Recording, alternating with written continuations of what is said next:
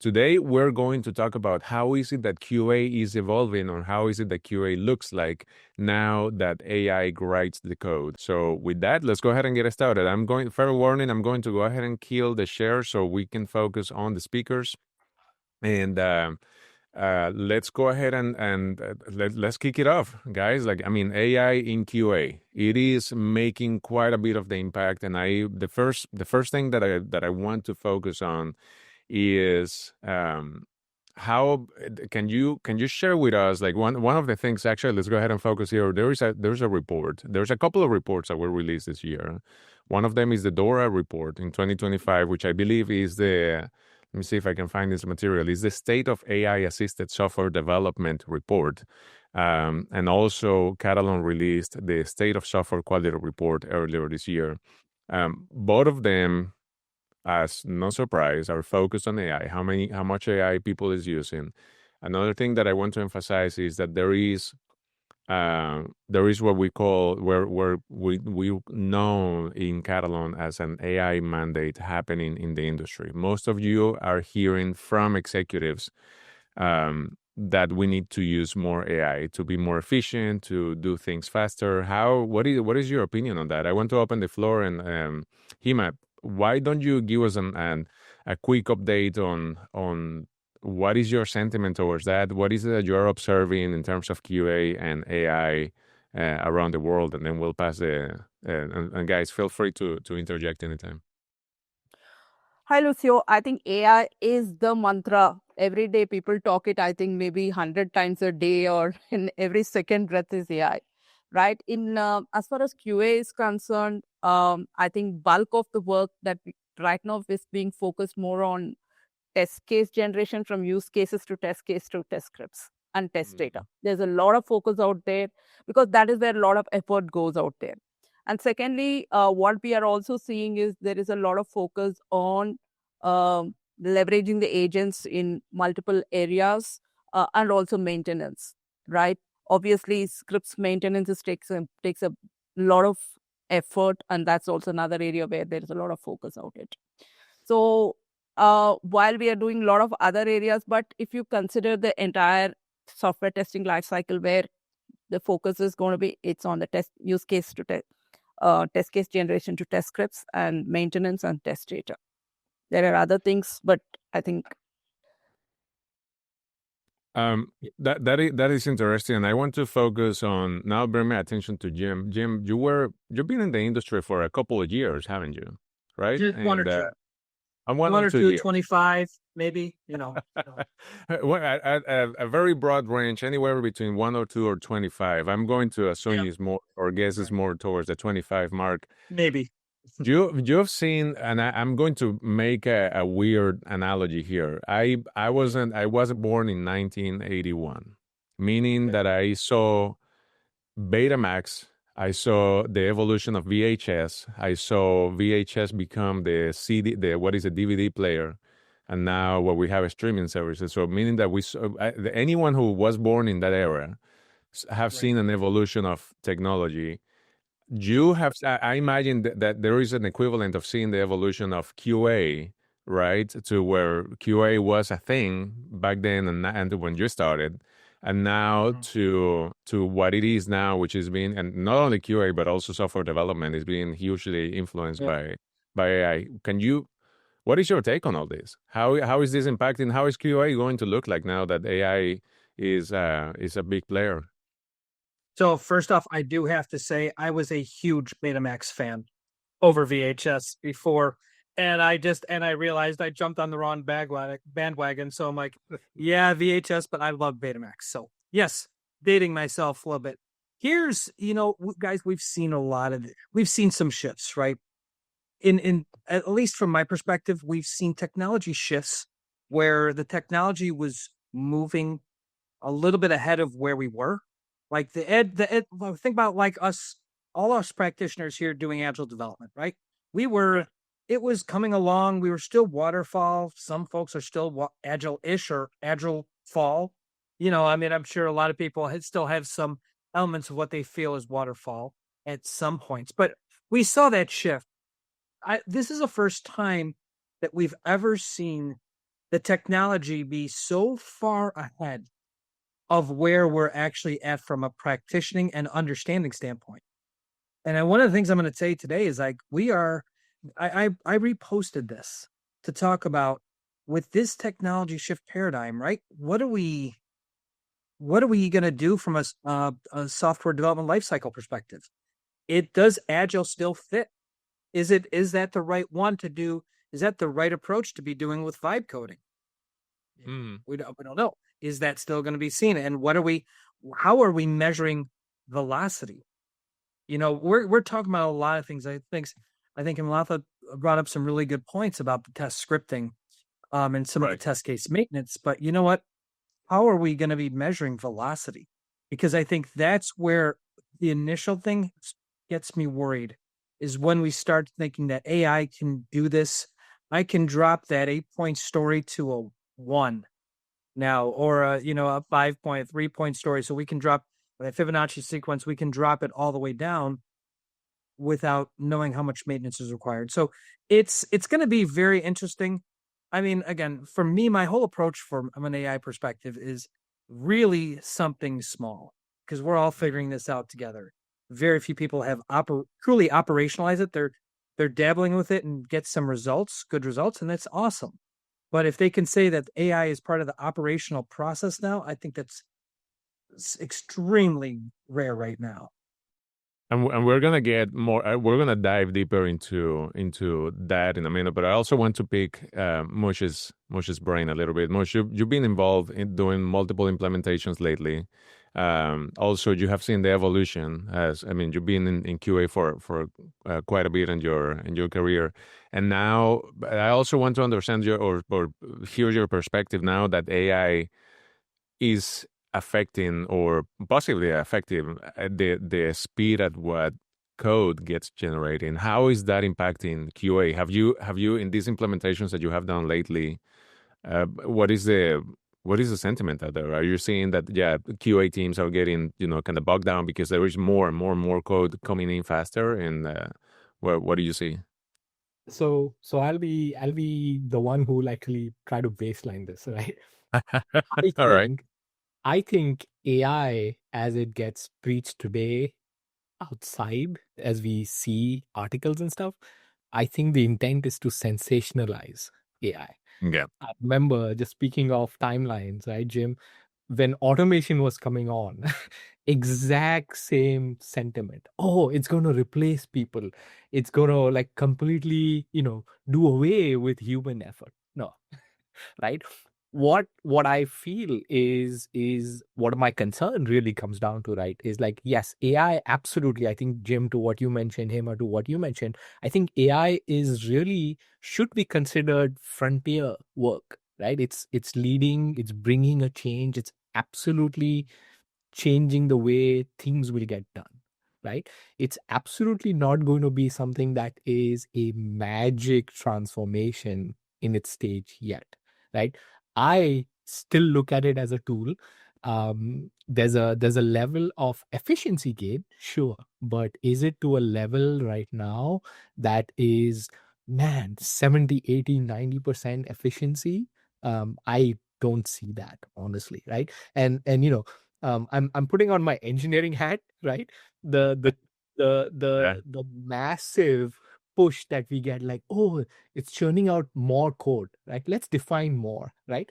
I remember compilers, right, having autocomplete. Is that AI code? You could argue, right? But I think from my perspective, right, from a impact assessment and what we feel from a testing perspective, absolutely, the level of code that is coming on is volume wise is higher, right? Does it mean it translates directly into velocity? Probably not, right? Because some of the best developers I know actually are great because they write less code, right? Refactoring is better, right? So my perception on this so far is it's definitely an efficiency gain tool, but it also has a draw or a balance of what other things we should look for, right? So from a direct impact of using this technology for testers, we absolutely can tap into it being a efficiency gain, right? But Mhm. faster does not translate into better, right? This is an opportunity where we look at it and say, okay, this is offsetting some of the mundane stuff that I had to do. What else can I be doing? Because, like, I'm sure Jim and Hema, you guys will agree with me. The biggest bottleneck we face is we are the ones whose time window gets crunched when there are delays, right? So Right. now this is an opportunity for us to say, well, what else can we be doing more efficiently, and what more confidence related tasks can we as a team, as a role, be delivering with to build that higher confidence in our releases, right? So I think it's that perception that I come with to say this is how I want to use the tools that are claiming. The other part also, right, is from a testing perspective, we are always looking to the larger organizations who seem to be more advanced in like the SDLC and the methodologies, right? I think one of the biggest impact, a positive impact of AI right now is it's actually put everybody on the same line, because as Jim mentioned, right, everybody's all together trying to figure this out. So if I'm working for a smaller organization, I'm now at par with somebody who's working at a very advanced team, right? Apple, Google, you name it, right? But it's the advantage. So I think of it as saying, okay, now I'm at par with them. Now's my chance to actually really move at the same pace everybody else is moving. So that's exciting. So you said I'm going to baseline the conversation. It sounded like you started like shattering people's dreams by telling them AI is not going to solve their problems. So, Yeah, but Lucy, I I just do. wanted to add Yeah, to go what ahead, Mush Heyman. and Jim was mentioning. There is a lot of hype saying that AI is going to, it's like a magic wand. I come here, everything is getting done, and I don't need humans, I don't need employees, all this kind of stuff. Honestly, like Mush and Jim said, there is a lot more code coming, but it's not just testing. We have to now test a lot more other things to ensure that there is compliance, there is risk covers, the quality of data that has been used, and the source of data, and so many other things. In fact, there is a more testing that we are end up doing, because now my other teams have come in, my risk compliance team has come in, the financial risk guys have come in, the legal team has come in. So while we understand that there is a crunch in terms of test use cases to test case to test scripts and all those kind of stuff, but that is not sufficient now. Right now we are talking about humans in the loop, human out of the loop, human below the loop, over the loop. I don't know what our loop we are talking about of the humans, but seriously, I'm not able to release it without the sign-offs from certain other teams. Earlier we could test and say great, it is done, yeah, it's meeting the SLA, the 98% coverage, or all those kind of a stuff. But today we are not in a position to release, because we have to end getting signed up from the security team, from the legal team, from so many other teams. So it is actually increased effort, increased timelines, though they say it is crunch. And also the clients are expecting, saying that there is going to be 60% productivity, speed to market, and all those kind of stuff. I don't know. I mean, probably there is a lot of POC fatigue. POC is good, but when we say we want to translate into real, there is whole lot of approvals that is coming into picture, and there are cases where even after 2-3 quarters, we are still sitting at ground zero because we are not able to take it forward. Right. So, So those are the things, challenges we are. And secondly, you can't deploy just AI just like that. You need to make your environment AI ready, your processes to be adaptable to AI ready. There's a lot of awareness that needs to be, there is a lot of, I would say, guardrails that you need to put in. So many things, and you can't just roll out it's like, you can't bring in a vaccine just like, it needs to go through a lot of testing before you roll out the vaccine. I mean, because COVID vaccine is something. right. So that is what is happening. And somewhere this mindset, as Mush and Jim velocity kind of thing, somewhere the mindset is, this is come, and I don't need 10 people, I can just do it without people. Actually, I feel there is a lot more people going to be involved, because we now have to test from different angles, domain angles, from compliance, risks, and so many other angles. So I think just a hype. what you mentioned, two key points, right? Code is now become a bigger liability, honestly, because that's There's more risk, happening, right? The liability aspect is absolutely through the roof, right? And then I think the other aspect of it is what does that mean, as Hema is mentioning, right? Is like the whole dimension of what all we look at, that's being transformed, right? So we have to now look at it. The liability evaluation has to happen in so many additional dimensions, considering the impact that the source is bringing, Yeah. right? And also we have to consider now different governments and different geographies are coming up with their own policies and stuff. So we are like have to meet to their requirements apart from the other requirements, the stuff, the government regulations, the data regulations is also coming in a big way. So it's like scrutiny after scrutiny that we are getting into. Now, a couple of things I want to bring to the table. So you did mention a multitude of like risks, and all I can gather is that there is a lot of risk in being injected by all this quote unquote speed. And to Mush's point, faster doesn't really mean better. So, I'm curious a couple of things. How are those the same issues that you guys as testers were dealing with in the past, but now they're getting amplified or elevated? Or are these new issues that are showing up because of the speed factor? And the second question to that, and I think this is more directed to Jim, you come from big corporates. Do you think the impact is going to be the same in depending of the size of the team, or do you think it's going to be same for all? So, Lucio, I great question, and I'm going to take an opportunity with I have Katalon on the screen. I'm going to take guys from the audience here. I want to hear something from you, a quick poll question. So Katalon, while I'm answering that, Lucio, Katalon, if you could send out the first poll question out of just my curiosity, I'm curious where people sit on that. We have a question. There you go. It's going to say, what are your key challenges when creating test cases? Is that the one you wanted, or Yes, how are you? correct. Okay, cool. All right, Yep. good. We're good. And also feel free to put your answer in the poll, which should be displayed on your screen right now. Or if you want to also make comments in the chat, you're more than welcome to. Go ahead, Jim. So yeah, no, this is such a crazy time. I mean, honestly, even the automation wasn't as crazy of a time as this. Like, this is just the hype on this. We're seeing reactions. In my mind, for big corporate, I think we're going to need we need a big failure.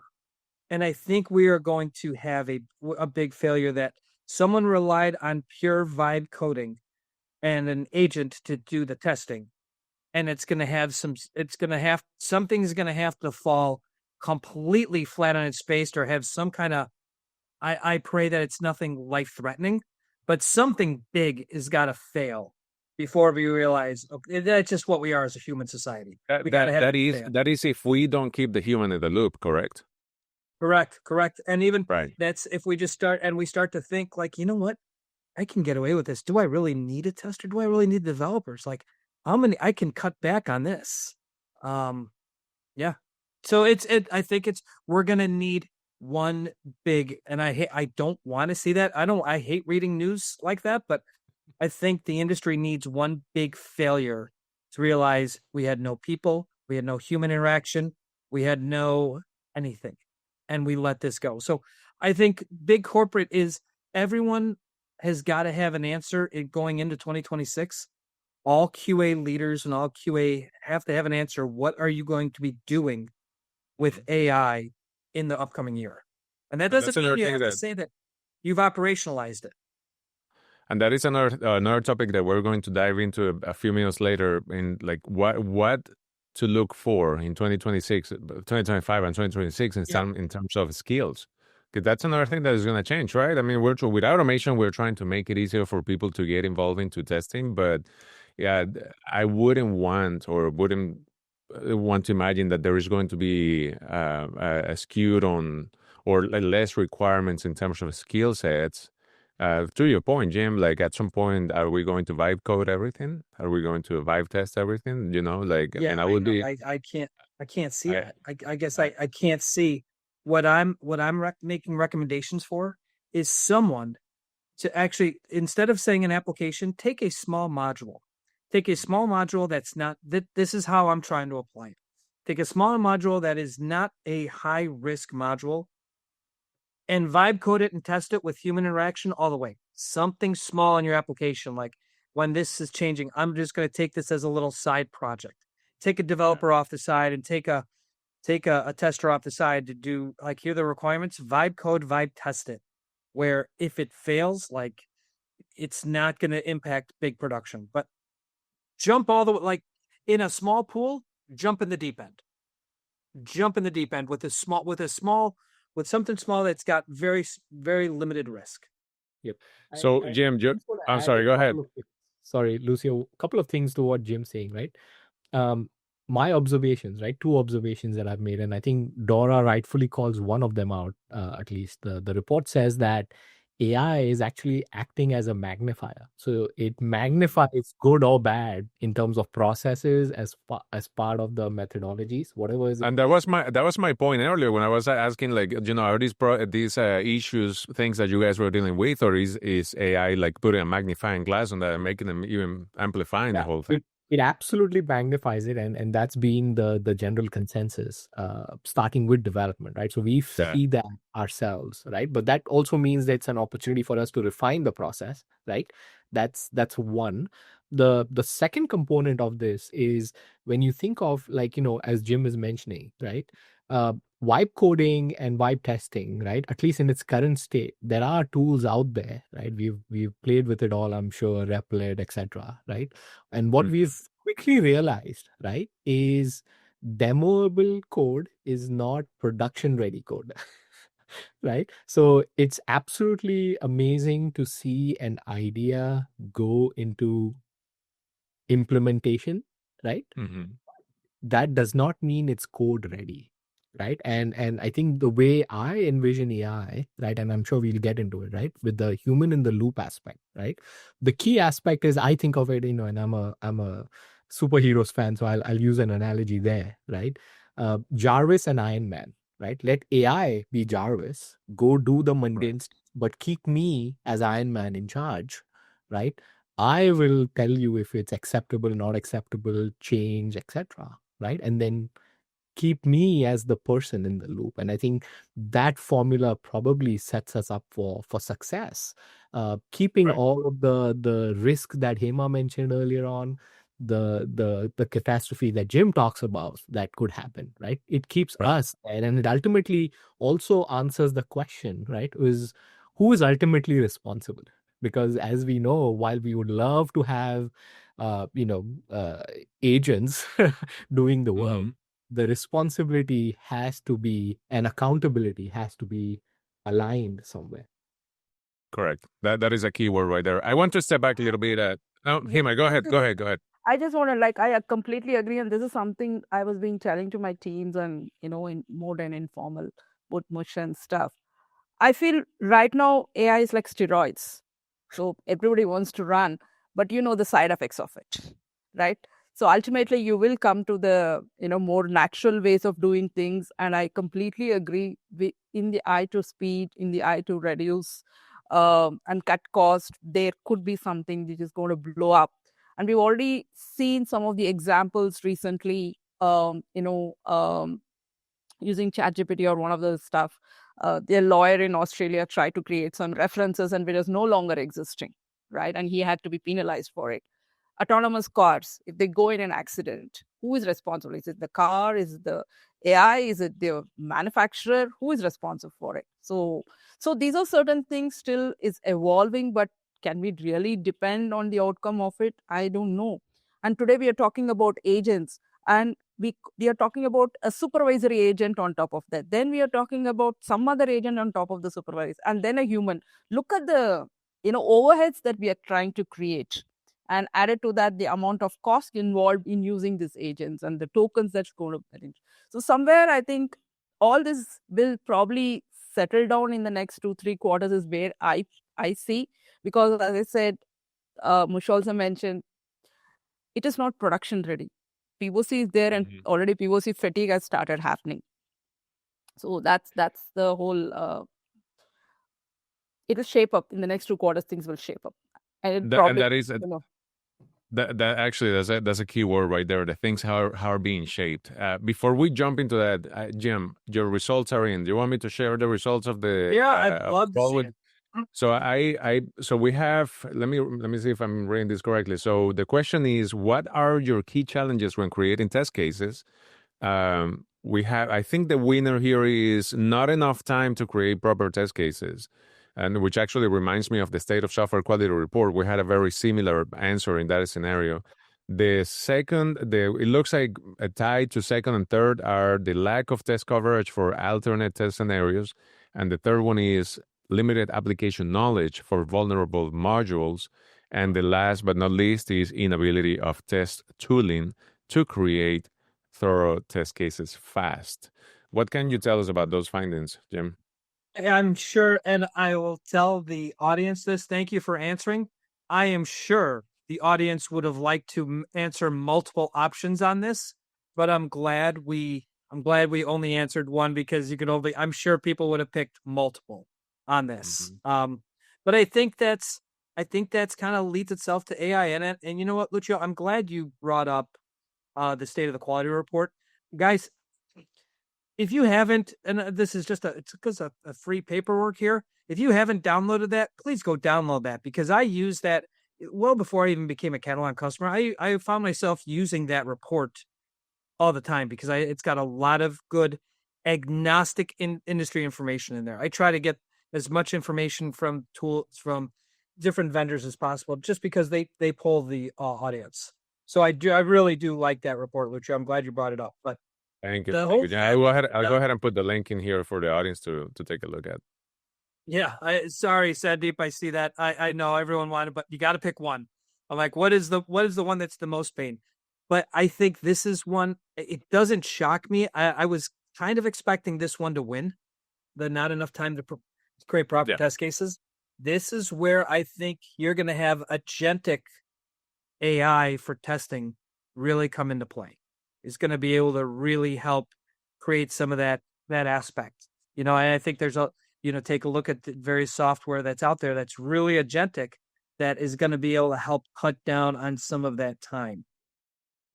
And I think that's one of those, like going back to all the magnification of the problems that AI is bringing is, you offset that by using AI, trying to keep up with what Mush is saying, all the mundane things, which not an expert in testing, but every time I talk to a customer or a prospect or, you guys, the community and the audience, time, and actually to the state of software quality report, the time was one of, I believe it was time and skill sets were two of the two main issues that people, or challenges that people were facing when it comes to testing.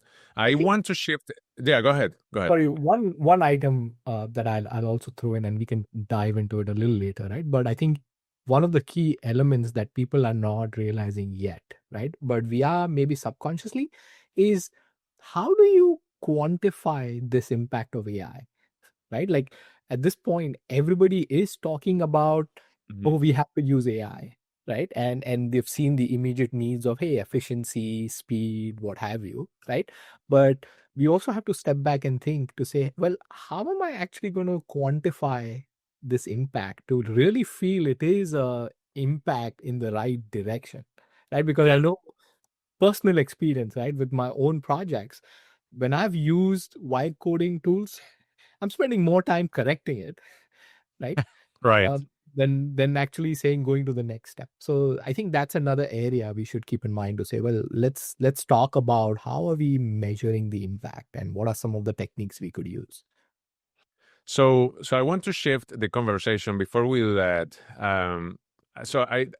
Can we all agree that then the QA playbook is changing because of AI? Yeah. Would you agree? Definitely evolving. It is evolving. I think that is a keyword right there. It's not just changing, it's evolving into something better, more effective, hopefully. I am curious also to so we had that poll question, but I'm curious to hear from the audience. How are you using AI today? Because that's one of the things that I want to bring up, talking to the State of Quality report, and also the 2025 DORA State of AI Assistive Software, development report.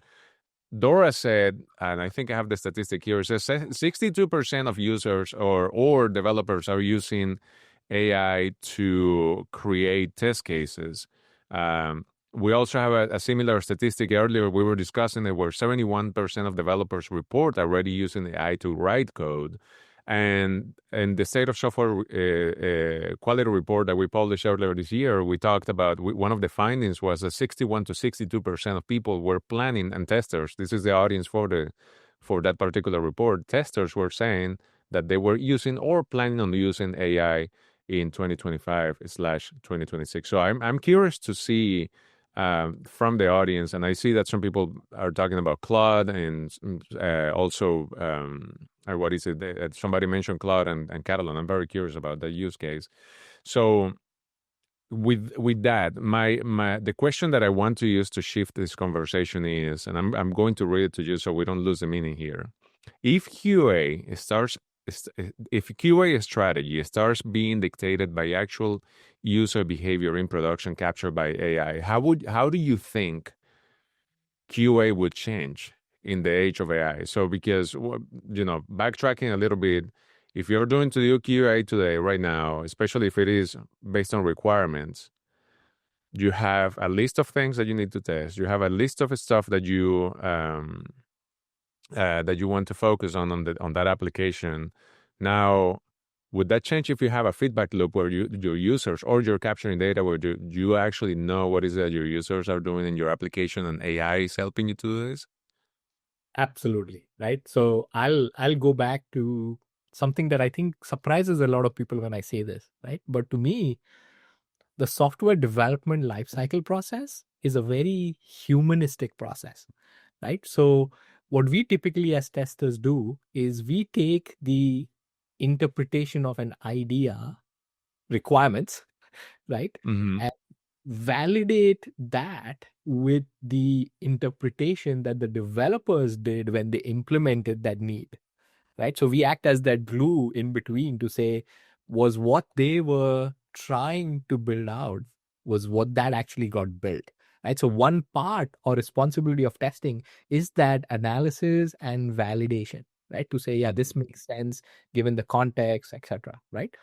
The other part of it is we are always, because of the pressure of time, uh, uh, conflicting priorities, etc., we are always looking at testing from a risk and probability game, right? What are the chances that things go in will break the software workflows or will decrease the confidence of the ultimate users, right? So having insights into understanding how ultimately our application A is currently being used, how volume wise it's being used, right? And what are the business critical areas, right? I use that as a mechanism, and I'm sure all testers do that as a mechanism to prioritize how much effort in my limited time that I have to focus on to make sure those things are working as expected and meeting expectations, right? So having that outline and having a higher confidence backed by data, right, absolutely helps me prioritize my risk better, right?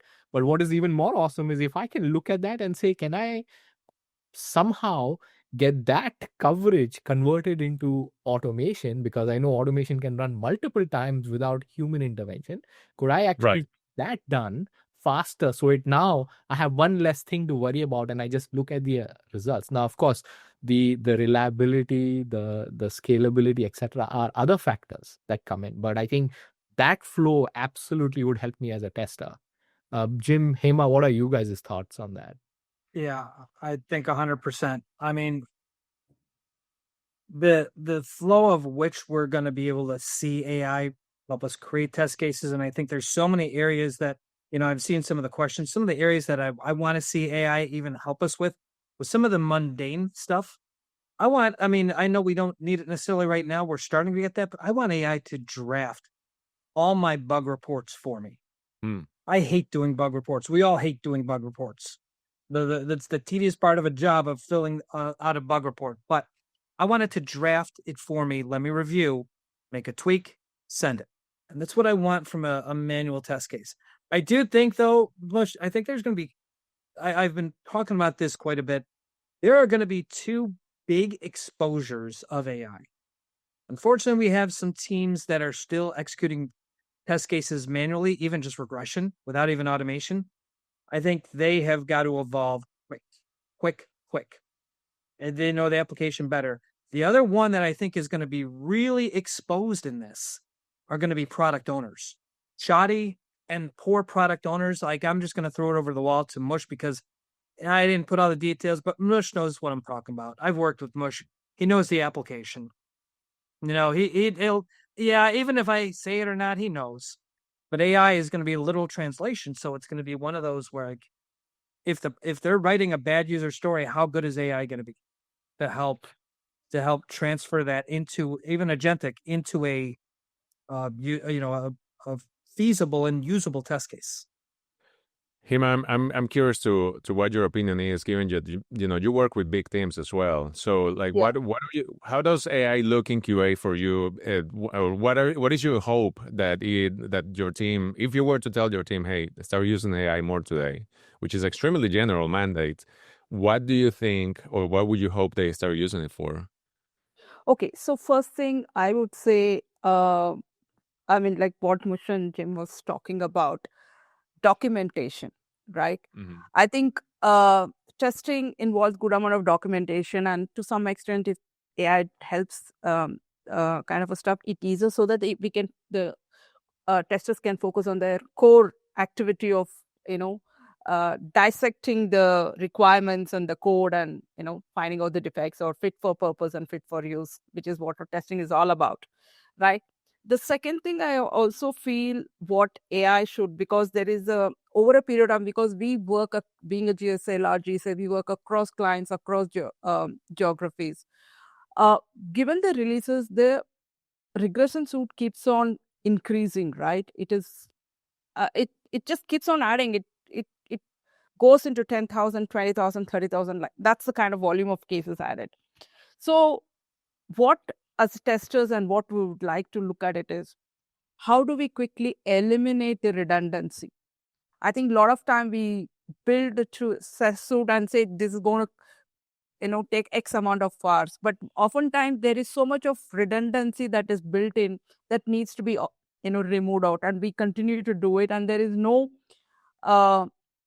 there is a maintenance where we have to ensure the test cases scripts are in line with the latest builds, but also there is a lot of redundant cases which is no longer valid. So I think we are grappling with one pulling the north and one pulling the south side. So that's something that we wanted to do it, and this is something, if we are also trying to work out, it's not a straightforward answer, I would say.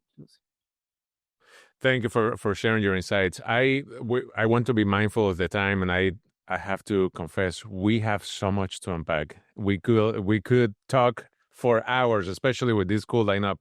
There is a bunch of questions in the Q&A. I appreciate that. We'll get to those. There's also comments in the chat. I appreciate the folks who are sharing the insights on how you're using AI or how would you like to use it. I want to also look at this conversation from the lens of the decision maker. AI is great. AI is amazing. We need to celebrate it and adopt it, and it's beautiful. Now, here's the thing. We, to Mush's point, and also Jim earlier, how do we measure this? So my question to the three of you is, if you had to show your CTO, your CIO, your CFO, the three metrics or one metric to show that AI is helping you in your QA strategy, what would that number look like? What is your report to the board looking like, if that is something that you need to provide? So my top three, right? I start with productivity always, right? So it's not about speed in the context, but hey, what is the impact we are making through how do we make our testers more productive, right? So part of that becomes, yes, this is the more stuff that they're doing. right? So that's one aspect. The other thing that we figured out, honestly, Lucio, is we figured out, as I'm sure everybody sees this, but I'll say it anyways, is AI in its current state is really good at replicating patterns, right? So to Jim's point, right, if I have a good pattern that we use for a defect bug report, right, it's really good in doing that. And again, I think like the rest of us, Jim, we all hate doing that sort of documentation, right? So I think that's the other part. So that's why I club that as like productivity, right? The other one is absolutely, second one is like the reliability aspect, right? All of the artifacts that get created, whether it is automation scripts, whether it is test scenarios and test steps based on requirements and its conversion over, right? What is the reliability score associated with that? That's the other metric that we use. Then finally, I think the third one is a combination. I call it stability, right? But it's also could be replaced by maintainability, right? I think Hema was mentioning to that, right? Personal experiences, right? If I have to keep going back and modifying code or outputs or artifacts that are created, and it prevents me from doing other impactful work, right? Then AI is actually detrimental to my productivity. So I use these three at least levers as the leading indicators, and then there are tons others, right? I'm just looking at some of the lists that I have, right? Is we look at what is the level of complexity that is being addressed by these artifacts that the tools are creating. What's the performance, right? More code does not necessarily mean better code, right? Is it actually slowing down the execution cycles? That's something else that we track about. And something else, internally as a team we are exploring, right, is the overall experience, right? So in my team, I have two sort of camps, right? One that enjoys the craft of testing and they don't enjoy coding as much. So those are the go-to people to say, hey, I'll automate all of the stuff I don't enjoy, right? And let the AI tool do it. We dog food our own product, so we use a lot of that, right? And then the other camp that I do have is people who say, I love writing code, right? And by using tools that are helping me write code, you're taking that joy out away from my work, right? So what we are leveling on, and I'm trying to play with this internally, right? I don't have an answer, but we're thinking of it as a tester's experience and try to see if we can quantify or qualify that somehow. But at least at the highest level, those are the metrics I'm using. And I think that's the other part where AI as a hype is so great, right? We all assume that it's great to use it. And that's why I kept coming back to saying, well, let's also as a capability, right? We should think about how are we really quantifying and analyzing the impact AI-centric tools and solutions are making for us as a team, as a capability. Hema, what so what are your points? Okay, so to metrics, there's a whole lot of metrics, Lucio, to cover. In fact, for the way we are tracking, we are tracking almost 36 different parameters, and it also sometimes it's case to case basis on the kind of application there is. But while Mush did talk about productivity, reliability, and scalability, beyond that, where from my point of view, the way I look at it is data. The parameters data, the output efficiency is based on the data curation and the validation, data source authenticity, relevance, accuracy, completeness, representability. So there is a lot of things that needs to be, because otherwise all other things fall apart. You might be 100% productive, but if your data curation, validation, the source of data is wrong, then whole things fall flat, right? There are some other complex like accuracy, reliability, which safety, security. So these are certain things that definitely talk about. As I said, we track almost 36 different parameters, and the list is getting added more. As I said, different teams are coming in, and so they are asking for certain parameters. So it's just adding and adding and adding is what I would say. And Jim, you coming from the big corporate world, AI shows up in your team. You you mandate it and you tell your 100 and change testers that work with you, hey, we need to start using more AI, give them some guidelines. 6 Yeah. months from now, board meeting shows up and, hey, Jim, you need to bring me some metrics. What are Yep. you going to show them? So one thing I want to show is ultimately all of our work as testers happen at a sprint level, right? Mm. So when we think about it, like, how does AI impact my sprint? And which will ultimately impact releases, everything. So I try to keep it at a sprint level. The first thing I want to know is iterations. Like, I want to be able to say it completed this faster.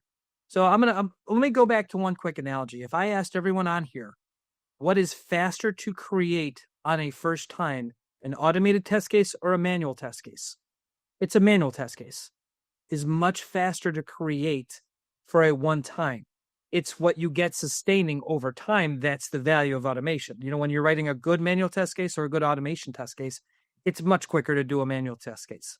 The AI has taken that to a different level. So I want to know how many reiterations we had to do. Yes, it created the base test case of that user story faster, but how many iterations did I have to go through? 3, 4, 2, and have I been able to cut that down from like 4 to maybe 2? You know, the second thing is any kind of bias that the tool is going to have. Am I eliminating any bias potential here? And then the last one is completeness. Like, how complete was it, considering all the test scenarios that I got to do? I will tell you the one thing that I do talk to the teams about. I believe in doing a POC, and we were doing this at a previous company, where I say, all right, let's not judge there's any AI solution on the most complex scenario only. So I did 3 things. 1, identify 5 to 10 easy, simple test cases. Identify 5 which are complexity. 5 to 10 that you consider intermediate, and 5 to 10 that are complex. And feed your AI solution that you're going to POC, feed it the easy ones. See how it did it. All right, now let's throttle it up. It's almost like a performance test. Let's throttle it up to the intermediate tests. How did it handle those? And now the complex tests. So if it didn't do 5 of the 10 complex tests well, but it did the basic and the intermediate well, is that a success? I think so. You know, so I don't want it to fail just on the concept of that it failed with some complex test cases. So these are the interactions, like that POC. I want to show results to the board members to say, look, based on these, we feel like if we can get in the basic scenarios, we can get AI tuning and operationalized fairly quick. It's the complex that we don't want to eliminate, you know, how much human interaction has got to be. Right. That's excellent. So as we're coming up in time, I want to also there is a couple of topics here that I want to bring up while I read the questions we got in the Q&A. Let's go ahead and do a round robin here. A couple of things for 2025 and 2026, which is coming right around the corner. Yeah, let's do 2026. 25 is almost gone. Skills to hire in 2026, or skills for all our practitioners in the audience to get ready for 2026. What do they need to start looking for? Prompting, going back to the basics of problem solving and analysis, right? Mm-hmm. Just getting stronger in the domain. I think for me, top 3 is what I would put that as. Hema, what do you think? Yeah, it's going to be more domain specific, good sound knowledge. Obviously, you need to be more good in coding so that you know the code that comes, you're able to attack the code that is coming Right. out. And also be thorough in the traditional methods as well. You never know when you're going to come back, you know, the natural ways of doing things. That's what I would think. And, be strong in what the application requirements are. So if you're able to conceptualize and understand what the clients are looking, then you'll be able to understand what end users are requiring, would need to address it. Jim, what do you think? So a couple things. One, I agree with Mush. The prompt engineering, prompt versus agentic. Really look into what agentic can do versus prompt, because they can serve two different purposes that both complement each other. The second, and I've been doing this more so as well, understand AI architecture. And it doesn't mean you have to be like a very the most technical architect in the world, but understand what MCP is, understand the different LLMs, understand kind of basically how we flow together with some of this. Domain expertise is definitely going to be a big one, but I think scrutinizing the input. I think we've got to be even more judicious about scrutinizing the stories, any kind of input that's coming in that's going to generate. I think we've got to scrutinize that more than we have before. And the mandatory question before we conclude, will AI replace the manual tester? No. No. I already told it's going to be more. We would need more testers than what it used to be. That's what I would say. It will never be. I see people in the audience immediately putting captions as no. Actually, we have to use it as another enabler, like the way we have always used it. Yeah. And I feel we should not have so much of over-reliance on it. And Jim already mentioned there is something going to happen. Yep. Then we will know everything will, come down. It is not going to replace at all. Yeah, I always say this. I say this to my team all the time, right? And then I'll say it here is AI won't replace people. People who know AI will replace people. That's a good way to put it. And Lucio, I'm going to be unpopular here for a moment and say to some degree, yes.